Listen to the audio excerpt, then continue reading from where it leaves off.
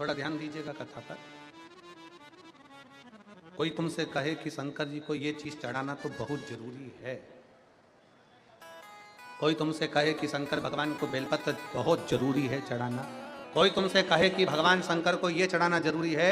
शिव महापुराण की कथा कहती है, मेरी जीजियां जितनी पंडाल में रहती हैं, पंडाल में बैठती हैं, पंडाल में बैठकर मेरे जीजा जीजियां जो कथा सुनते हैं वो 7 दिन तक बाहर नहीं निकलते।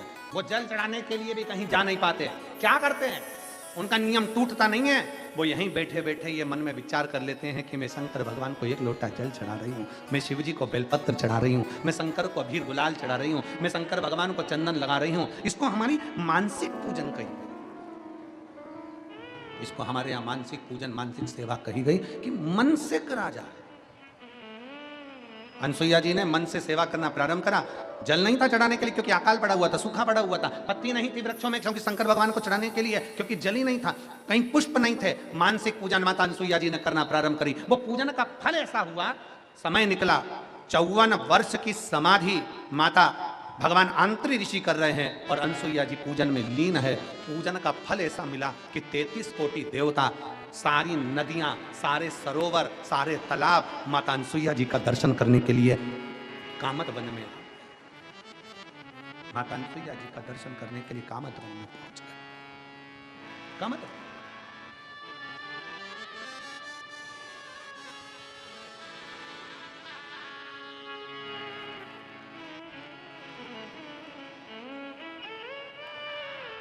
विनय कर रहे हैं।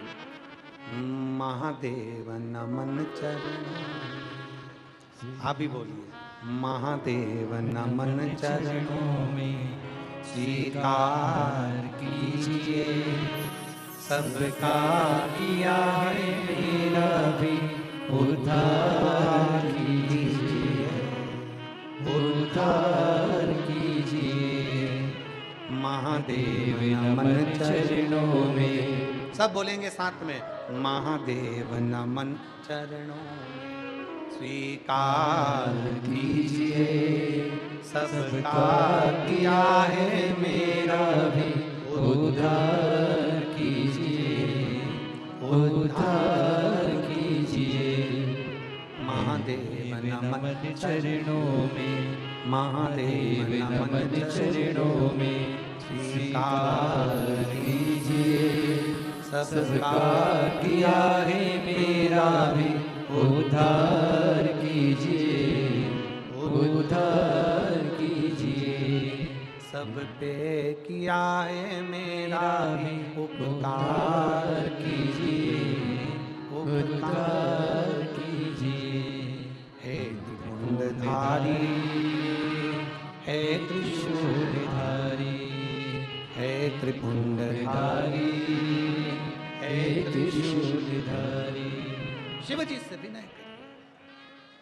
सब देव आ गए, सारी नदियां आ गई, सारे सरोवर आ गए, सारे तालाब आ गए, सारी बावड़ियां आ गई।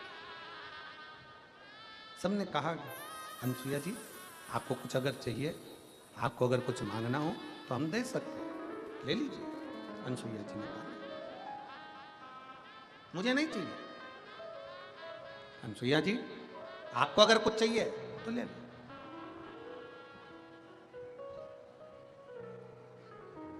दो चीजें अपने पास संजो कर रखो जिंदगी में,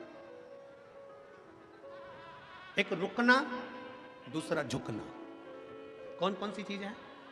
जम के बोलो जरा, जम के। एक रुकना और दूसरा झुकना।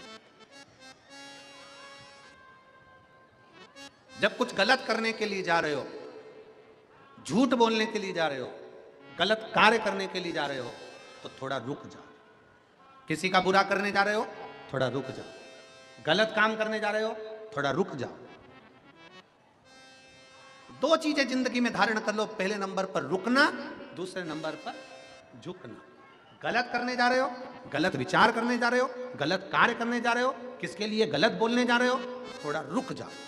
और जब अपने से कोई गलती हो जाए तो थोड़ा झुक जाओ, जिंदगी आगे बढ़ जाए।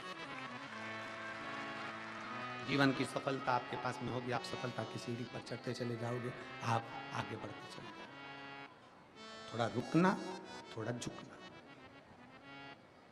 गलत कार्य करने से पहले थोड़ा रुक जाओ, सोचो, विचारो, करूं ना करूं, आगे करूंगा, फिर विचार करना, फिर बाद में करूंगा। रुकनो, थोड़ा रुको। और अगर गलती हो गई जिंदगी में, बहू से गलती हो गई, सास से गलती हो गई, परिवार से गलती हो गई, नाते रिश्तों में गलती हो गई, ऑफिस में गलती हो गई, तो थोड़ा झुक लो, भैया गलती हो गई, हो सकता है, सॉरी भैया, प्रणाम करके, थोड़ा नमन करके झुक लो। आज के जमाने में ये